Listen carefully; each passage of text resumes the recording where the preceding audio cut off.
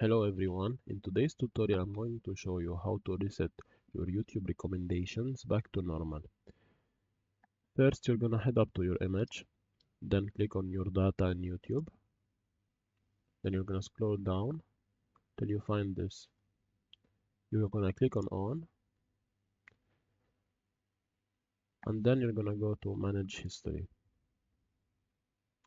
Here, if you want to reset your recommendations back to the start, you have to delete from all time.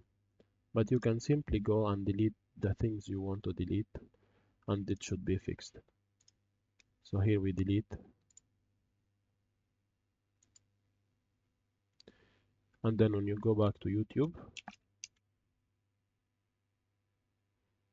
your recommendations will be restarted and your problem should be fixed.